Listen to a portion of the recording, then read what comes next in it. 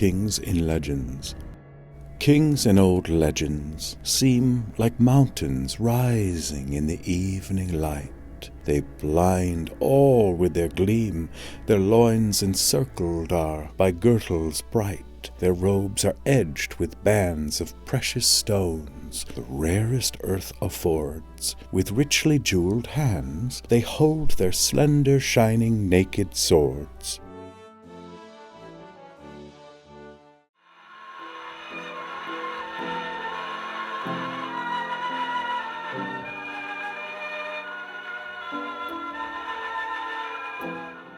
Rainer Maria Rilke is known for what is called the Thing poem. It is a modernist poetry with strong images that explores profound themes of spirituality, existence, and art. It is writing that describes physical objects with great clarity. Rilke's early work rejects traditional Christian teachings, but it does not deny God's existence.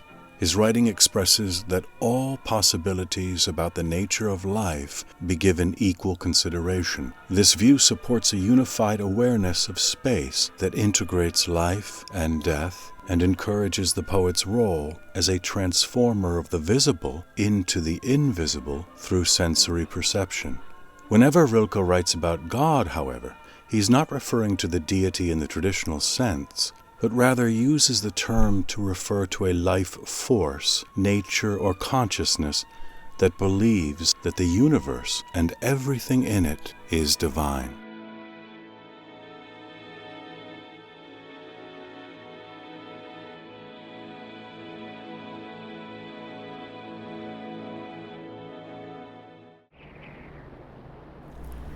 The Book of Pictures, presaging. I am like a flag unfurled in space. I scent the oncoming winds and must bend with them, while the things beneath are not yet stirring, while doors close gently, and there is silence in the chimneys, and the windows do not yet tremble, and the dust is still heavy. Then I feel the storm, and am vibrant like the sea, and expand and withdraw into myself, and thrust myself forth, and am alone in the great storm. The Spanish Dancer.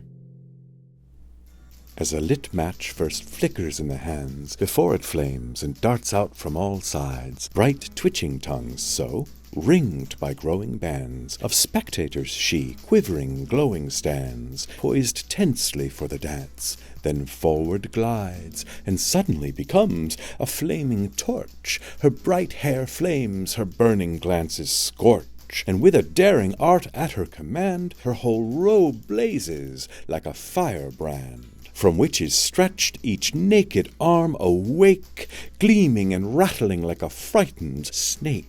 And then, as though the fire fainter grows, she gathers up the flame again. It glows, as with proud gesture and imperious air she flings it to the earth, and it lies there, furiously flickering and crackling still, then haughtily victorious. But with sweet, swift smile of greeting she puts forth her will, and stamps the flames out with her small, firm feet.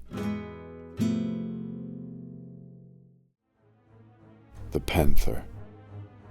His weary glance from passing by the bars, his groan into a dazed and vacant stare. It seems to him there are 1,000 bars, and out beyond those bars the empty air. The pad of his strong feet, that ceaseless sound of supple tread behind the iron bands, is like a dance of strength circling around, while in the circle stunned a great will stands. But there are times the pupils of his eyes dilate, the strong limbs stand alert apart, tense with the flood of visions that arise, only to sink and die within his heart. Evening. The bleak fields are asleep, my heart alone wakes. The evening in the harbour down his red sails takes. Night, guardian of dreams, now wanders through the land. The moon, a lily white, blossoms within her hand.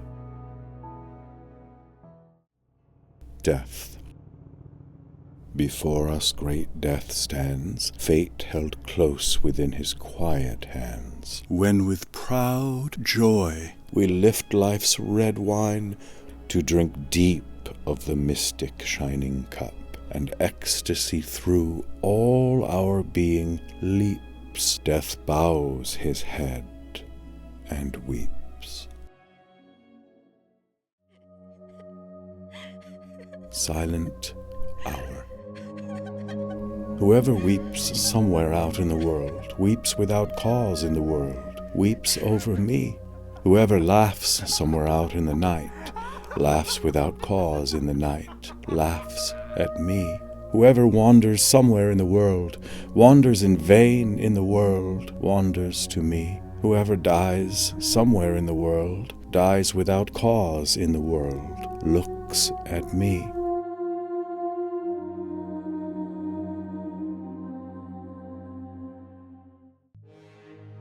The night.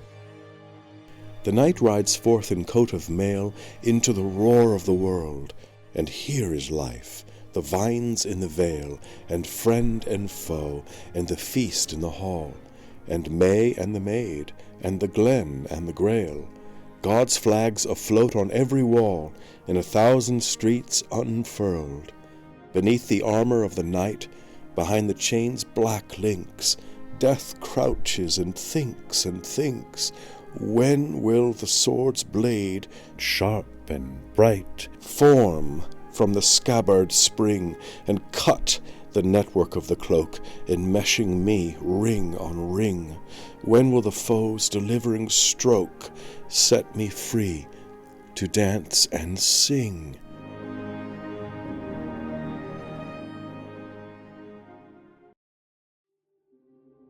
Moonlight night. South German night. The ripe moon hangs above, weaving enchantment o'er the shadowy Lea. From the old tower the hours fall heavily into the dark, as though into the sea. A rustle, a call of night watch in the grove.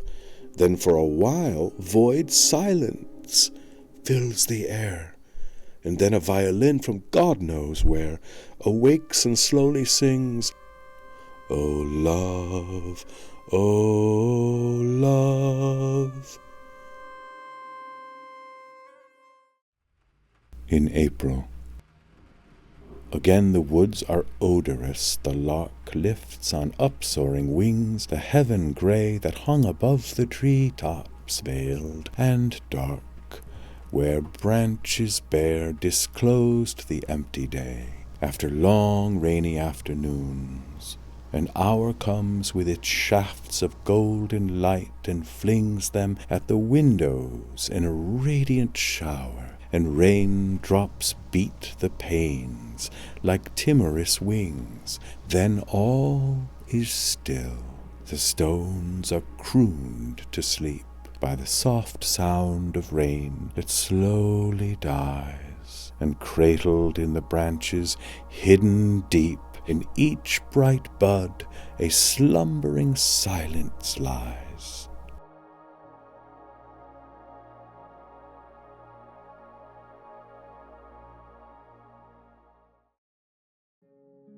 Mary Virgin. How came from out thy night, Mary, so much light and so much gloom? Who was thy bridegroom? Thou callest, and thou hast forgot that thou the same art not who came to me in thy virginity. I am still so blossoming, so young. How shall I go on tiptoe from childhood to annunciation through the dim twilight into thy garden?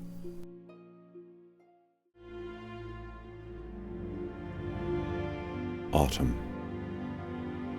The leaves fall, fall as from far, like distant gardens withered in the heavens. They fall with slow and lingering descent, and in the nights the heavy earth too falls from out the stars into the solitude. Thus all doth fall, this hand of mine must fall, and lo, the other one, it is the law. But there is one who holds this falling infinitely softly in his hands.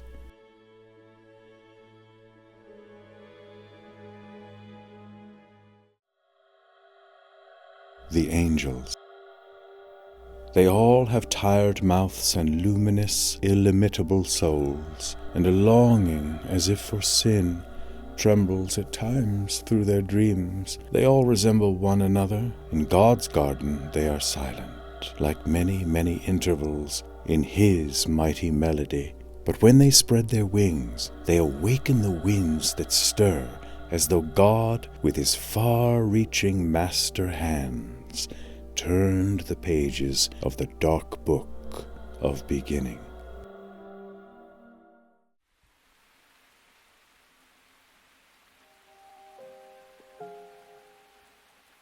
Solitude. Solitude is like rain that from the sea at dusk begins to rise. It floats remote across the far-off plain, upward into its dwelling place, the skies. Then o'er the town it slowly sinks again. Like rain it softly falls at that dim hour, when ghostly lanes turn toward the shadowy morn, when bodies weighed with satiate passion's power, sad, disappointed from each other turn, when men with quiet hatred, burning deep, together in a common bed must sleep. Through the grey phantom shadows of the dawn, lo, solitude floats down the river wan.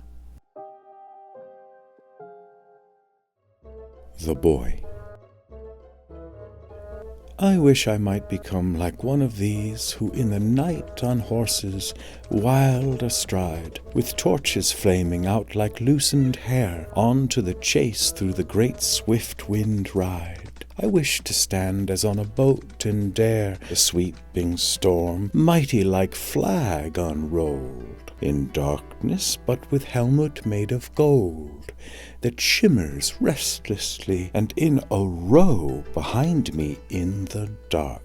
10 men that glow with helmets that are restless too, like mine, now old and dull, now clear as glass they shine. One stands by me and blows a blast apace on his great flashing trumpet, and the sound shrieks through the vast black solitude around, through which, as through a wild mad dream, we race. The houses fall behind us on their knees, before us bend the trees, and them we gain, the great squares yielded to us, and them we seize, and on our steeds rush like the roar of rain.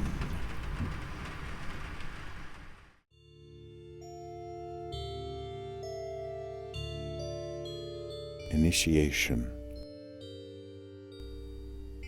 Whoever thou art, out in the evening roam, out from thy room thou knowest in every part, and far in the dim distance leave thy home, whosoever thou art.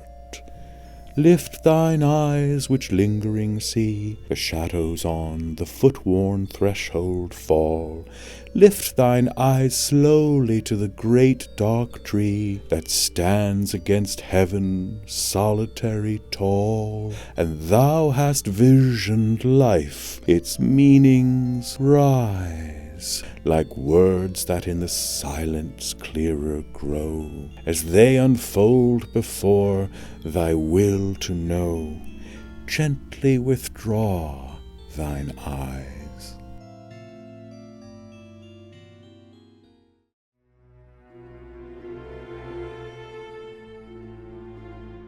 The neighbor. Strange violin, dost thou follow me? In many foreign cities far away, thy lone voice spoke to me like memory. Do hundreds play thee, or does but one play? Are there in all great cities tempest-tossed men who would seek the rivers but for me? Who but for thee would be forever lost? Why drifts thy lonely voice always to me? Why am I the neighbor always of those who force to sing thy trembling strings? Life is more heavy, thy song says, than the vast heavy burden of all things.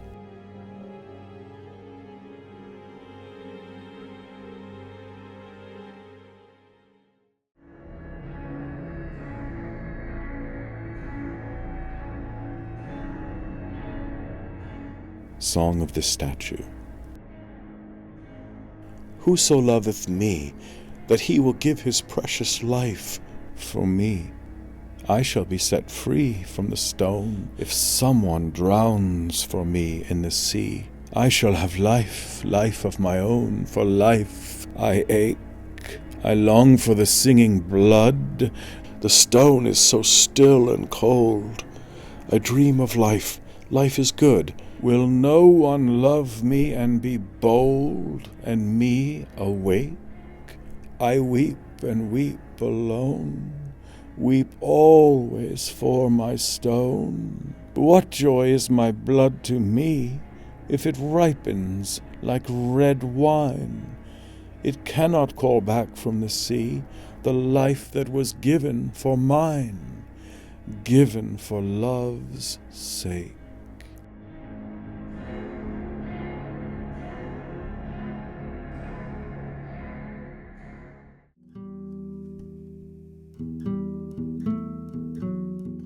Maidens 1. Others must be a long, dark way, stray to the mystic bards, or ask someone who has heard them sing, or touch the magic chords. Only the maidens question not the bridges that lead to dream. Their luminous smiles are like strands of pearls on a silver vase agleam.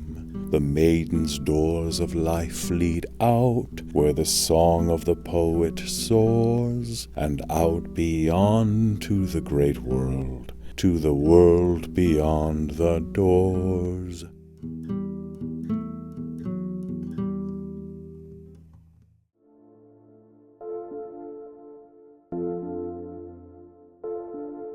Maidens 2. Maidens, the poets learn from you to tell how solitary and remote you are. As night is lighted by one high bright star, they draw light from the distance where you dwell. For poet you must always maiden be, even though his eyes the woman in you wake. Wedding brocade your fragile wrists would break. Mysterious, elusive, from him flee. Within his garden let him wait alone, where benches stand expectant in the shade. Within the chamber where the lyre was played, where he received you as the eternal one. Go, it grows dark, your voice and form no more. His senses seek, he now no longer sees a white robe fluttering under dark beech trees, along the pathway where it gleamed before. He loves the long paths where no footfalls ring, and he loves much the silent chamber where, like a soft whisper through the quiet air, he hears your voice far distant, vanishing. The softly stealing echo comes again from crowds of men whom wearily he shuns, and many see you there, so his thought runs, and tenderest memories are pierced with pain.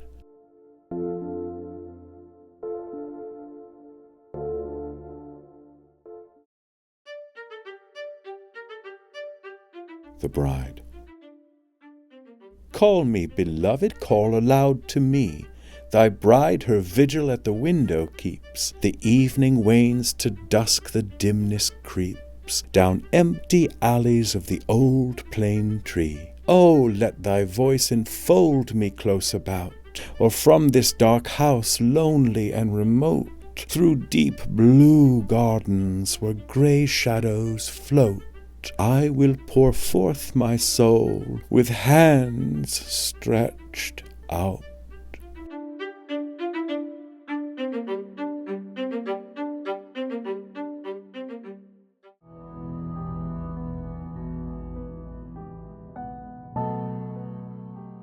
Autumnal day. Lord, it is time, so great was summer's glow. Thy shadows lay upon the dials' faces, and o'er wide spaces let thy tempests blow. Command to ripen the last fruits of thine, give to them 2 more burning days, and press the last sweetness into the heavy wine. He who has now no house will ne'er build one, who is alone will now remain alone. He will awake, will read, will letters write, through the long day and in the lonely night. And restless, solitary, he will rove where the leaves rustle wind blown in the grove.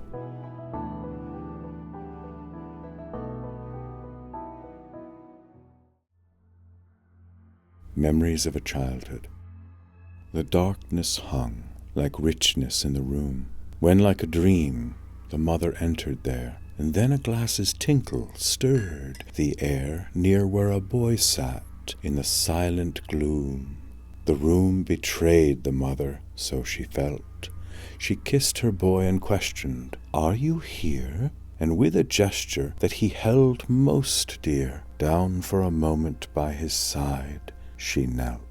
Toward the piano they both shyly glanced, for she would sing to him on many a night, and the child seated in the fading light would listen strangely as if half entranced, his large eyes fastened with a quiet glow upon the hand which by her ring seemed bent, and slowly wandering o'er the white keys went, moving as though against a drift of snow.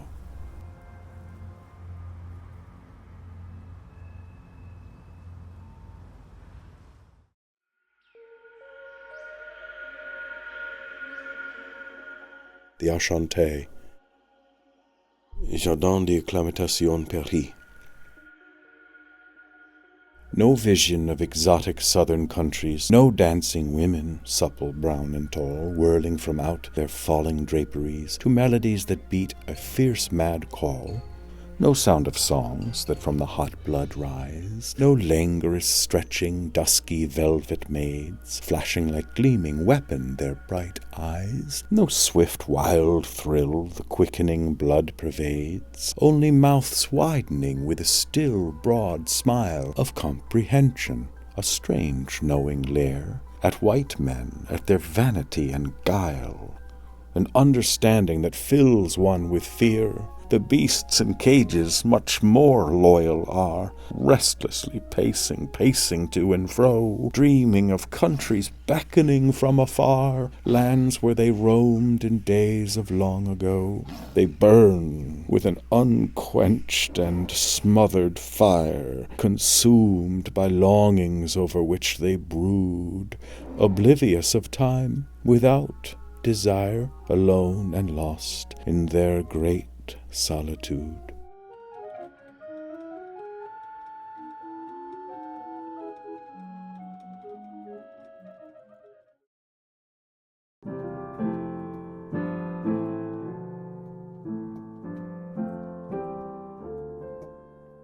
Remembrance.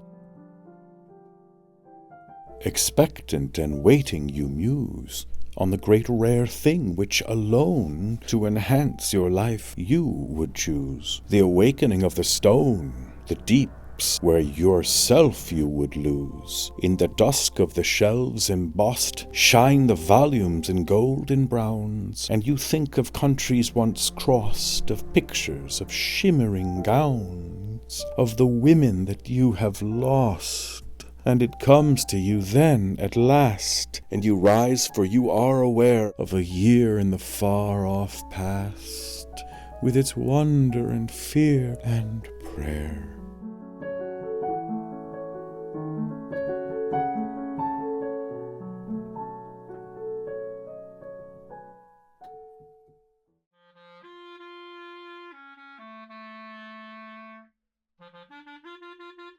Music.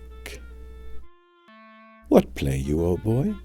Through the garden it stole like wandering steps, like a whisper then mute. What play you, O boy? Lo, your gypsying soul is caught and held fast in the pipes of Pan's flute. And what conjure you? Imprisoned is the song, it lingers and longs in the reeds where it lies. Your young life is strong, but how much more strong is the longing that through your music sighs. Let your flute be still, and your soul float through waves of sound formless as waves of the sea. For here your song lived, and it wisely grew, before it was forced into melody. Its wings beat gently, its note no more calls. Its flight has been spent by you, dreaming boy. Now it no longer steals over my walls, but in my garden I'd woo it to joy.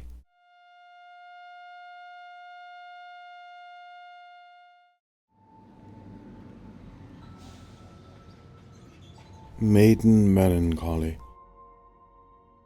A young knight comes into my mind, as from some myth of old. He came, you felt yourself entwined, as a great storm would round you wind. He went, a blessing undefined, seemed left, as when church bells declined, and left you wrapped in prayer.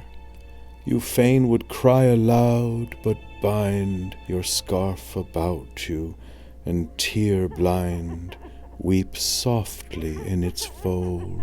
A young knight comes into my mind, full armoured forth to fare. His smile was luminously kind, like glint of ivory enshrined, like a home longing undivined, like Christmas snows where dark ways wind, like sea pearls about turquoise twined, like moonlight silver when combined with a loved book's rare gold.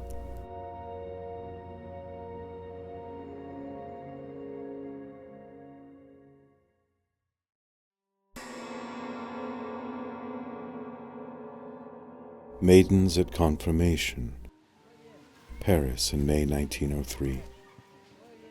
The white-veiled maids to confirmation go. Through deep green garden paths they slowly wind. Their childhood they are leaving now behind. The future will be different, they know. Oh, will it come? They wait. It must come soon. The next hour long slowly strikes at last. The whole house stirs again. The feast is past, and sadly passes by the afternoon. Like resurrection where the garments white, the wreathed procession walked through trees arched wide, into the church as cool as silk inside, with long aisles of tall candles flaming bright. The lights all shone like jewels rich and rare to solemn eyes that watched them gleam and flare. Then through the silence the great song rose high, up to the vaulted dome like clouds it soared, then luminously gently down it poured. Over white veils like rain it seemed to die. The wind through the white garments softly stirred, and they grew vari-colored in each fold, and each fold hidden blossoms seemed to hold, and flowers and stars and fluting notes of bird, and dim quaint figures shimmering like gold, seemed to come forth from distant myths of old. Outside the day was one of green and blue, with touches of a luminous glowing red. Across the quiet pond the small waves sped. Beyond the city, gardens hidden from view sent odors of sweet blossoms on the breeze, and singing sounded through the far-off trees. It was as though garlands crowned everything, and all things were touched softly by the sun, and many windows opened one by one, and the light trembled on them, glistening.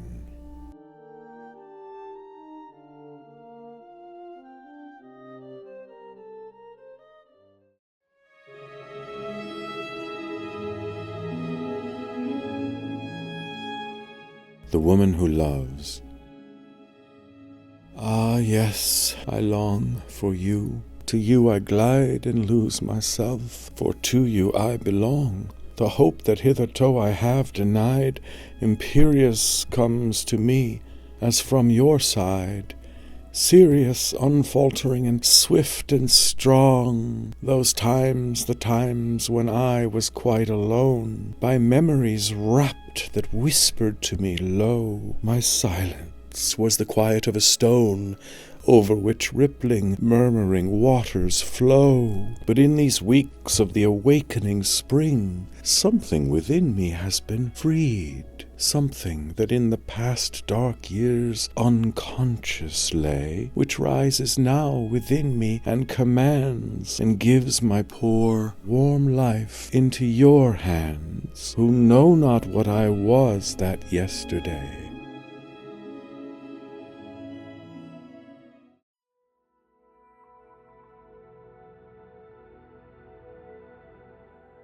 Pont du Carrousel.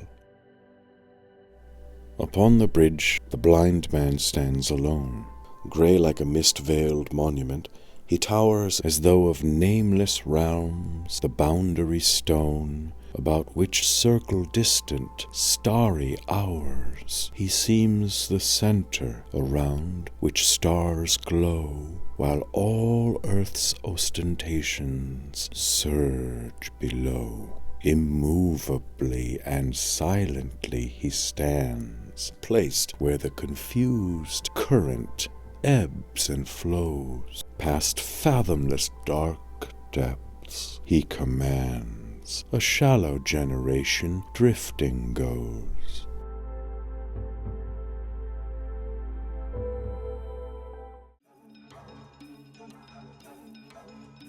Madness. She thinks I am. Have you not seen? Who are you then, Marie? I am a queen, I am a queen, to your knee, to your knee. And then she weeps, I was a child. Who were you then, Marie?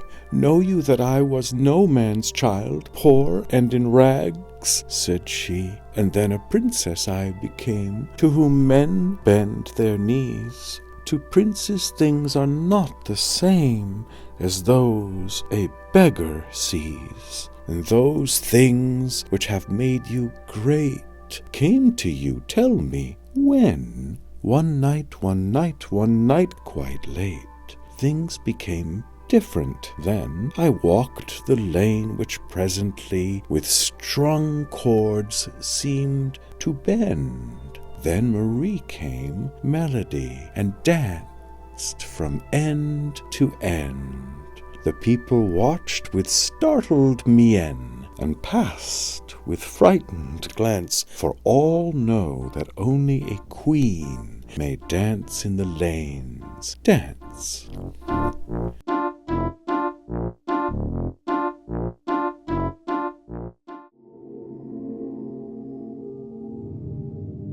Lament. Oh, all things are long passed away and far. A light is shining, but the distant star from which it still comes to me has been dead 1,000 years. In the dim phantom boat that glided past, some ghastly thing was said. A clock just struck within some house remote. Which house? I long to still my beating heart. Beneath the sky's vast dome, I long to pray. Of all the stars, there must be far away a single star which still exists apart. And I believe that I should know the one which has alone endured, and which alone, like a white city that all space commands, at the ray's end in the high heaven stands.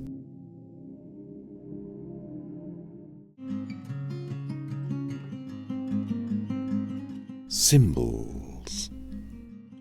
From infinite longings, finite deeds rise, as fountains spring toward far-off glowing skies, but rushing swiftly upward weakly bend, and trembling from their lack of power descend. So through the falling torrent of our fears, our joyous force leaps like these dancing tears.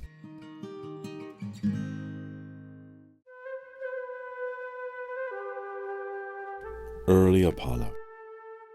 As when at times there breaks through branches bare a morning vibrant with the breath of spring, about this poet head a splendor rare transforms it almost to a mortal thing. There is as yet no shadow in his glance, too cool his temples for the laurel's glow, but later o'er those marble brows perchance a rose garden with bushes tall will grow, and single petals one by one will fall o'er the still mouth and break its silent thrall, the mouth that trembles with a dawning smile, as though a song were rising there the while.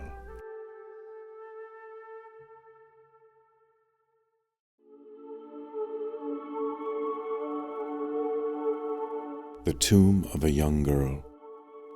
We still remember, the same as of yore, all that has happened once again must be, as grows a lemon tree upon the shore. It was like that, your light small breasts you bore, and his blood's current coursed like the wild sea. That God, who was the wanderer, the slim despoiler of fair women, he, the wise, but sweet and glowing as your thoughts of him, who cast a shadow over your young limb, while bending like your arched brows o'er your eyes.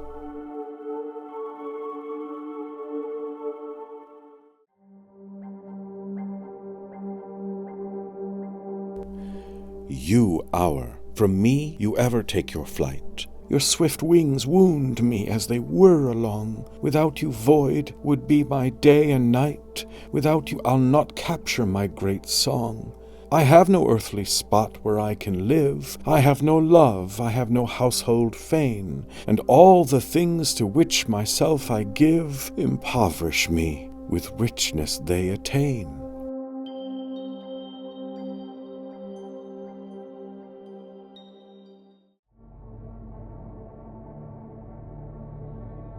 Growing blind. Among all the others, there sat a guest who sipped her tea as if one apart, and she held her cup not quite like the rest.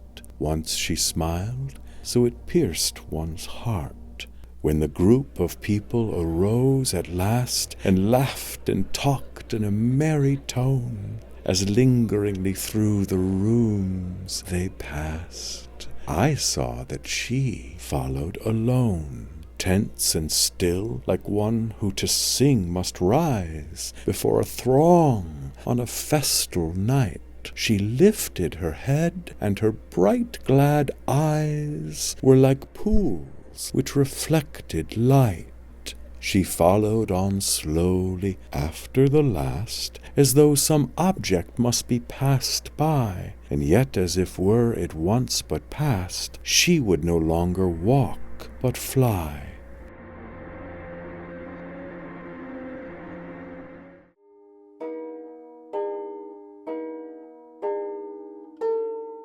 Offering. My body glows in every vein and blooms to fullest flower since I first knew thee. My walk unconscious pride and power assumes. Who art thou then, thou who awaitest me? When from the past I draw myself the while, I lose old traits as leaves of autumn fall. I only know the radiance of thy smile, like the soft gleam of stars transforming all. Through childhood's years I wandered unaware of shimmering visions my thoughts now arrests, to offer thee as on an altar fair, that's lighted by the bright flame of thy hair, and wreathed by the blossoms of thy breasts.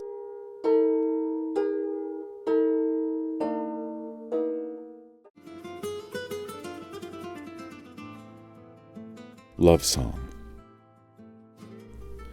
When my soul torches yours, a great chord sings. How shall I tune it then to other things? Oh, that some spot in darkness could be found that does not vibrate whene'er your depths sound. But everything that touches you and me welds us as played strings sound one melody. Where is the instrument where the sounds flow? And who's the master hand that holds the bow? Oh, sweet song.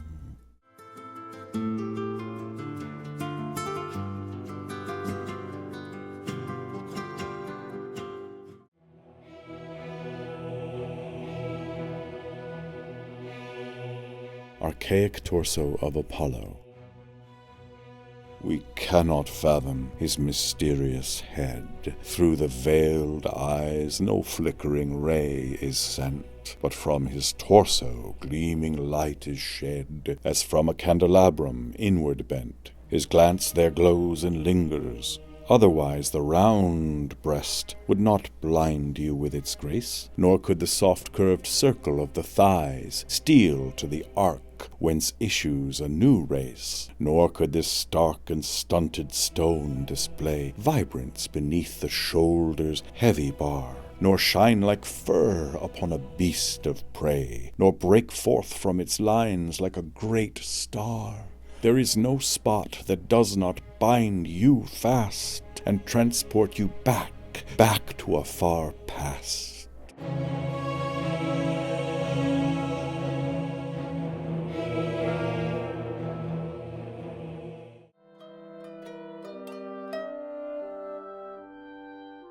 The Book of Hours.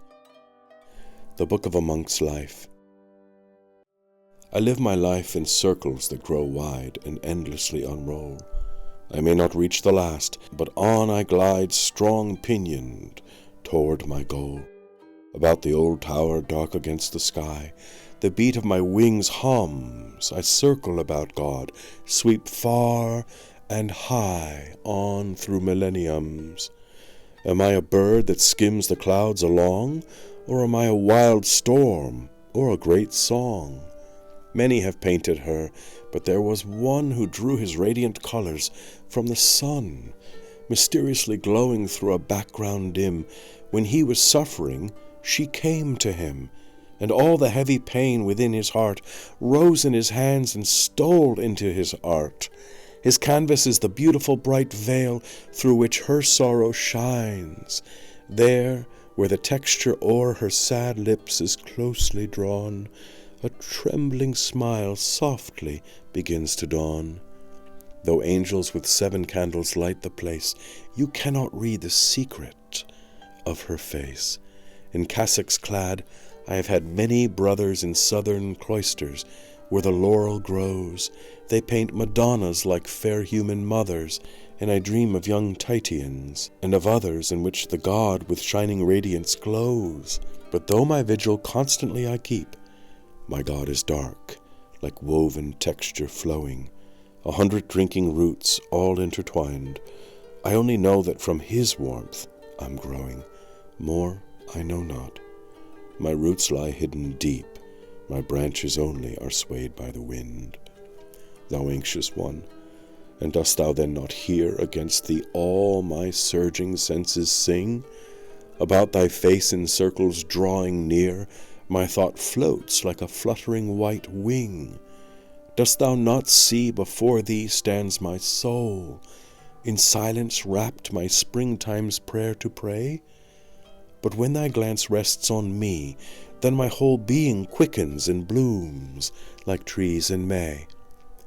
When thou art dreaming, then I am thy dream, but when thou art awake, I am thy will, potent with splendor, radiant and sublime, expanding like far space starlit and still into the distant mystic realm of time.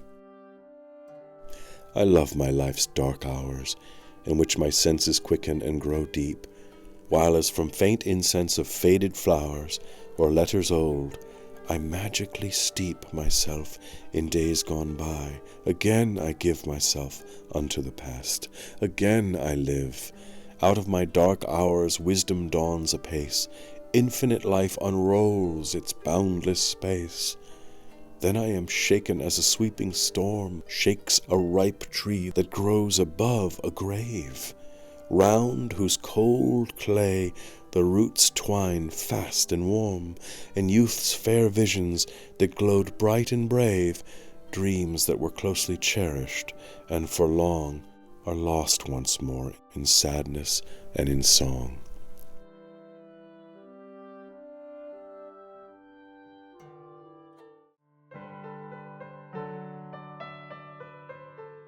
The Book of Pilgrimage.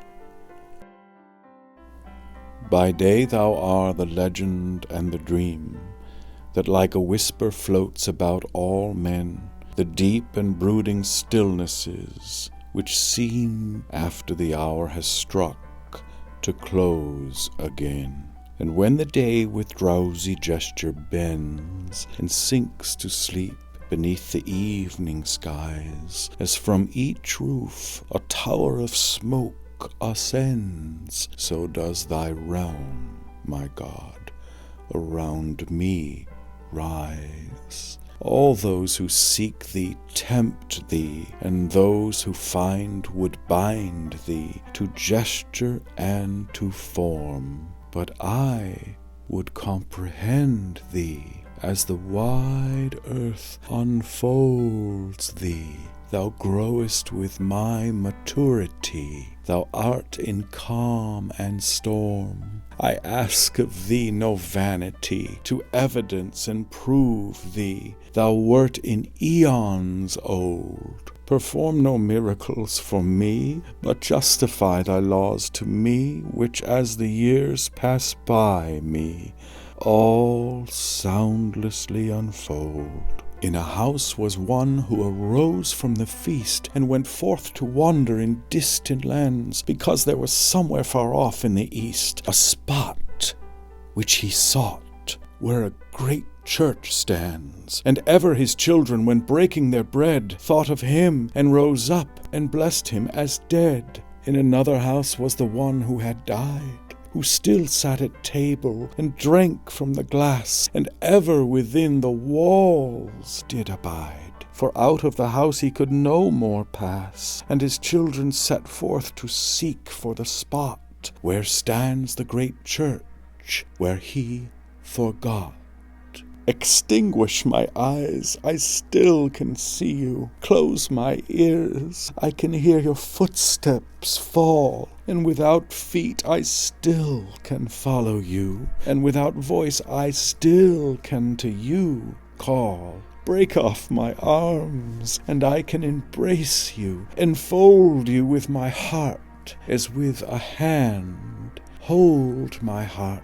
My brain will take fire of you, as flat axe ignites from a lit firebrand, and flame will sweep in a swift rushing flood through all the singing currents of my blood.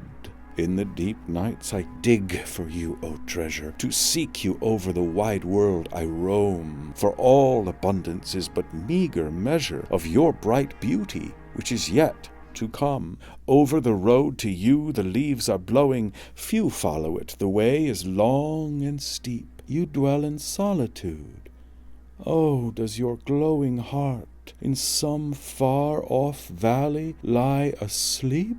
My bloody hands, with digging bruised, I've lifted, spread like a tree. I stretch them in the air to find you before day to night has drifted.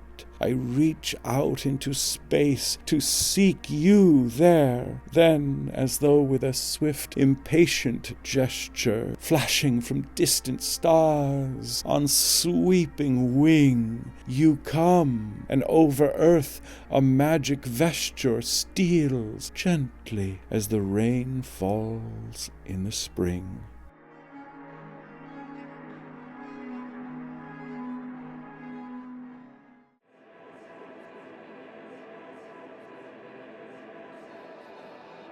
The Book of Poverty and Death. Her mouth is like the mouth of a fine bust that cannot utter sound, nor breathe, nor kiss, but that had once from life received all this, which shaped its subtle curves, and ever must from fullness of past knowledge dwell alone, a thing apart, a parable in stone. Alone thou wanderest through space, profound one with the hidden face. Thou art poverty's great rose, the eternal metamorphose of gold into the light of sun.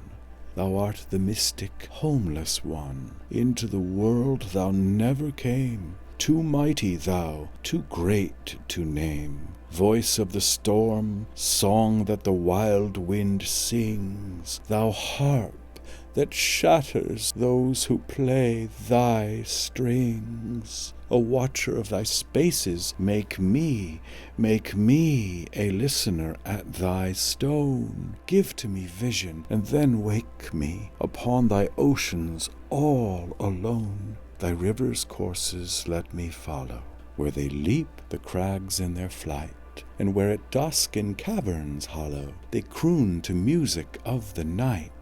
Send me far into thy barren land, where the snow clouds the wild wind drives, where monasteries like grey shrouds stand, august symbols of unlived lives. Their pilgrims climb slowly, one by one, and behind them a blind man goes. With him I will walk till day is done, up the pathway that no one knows.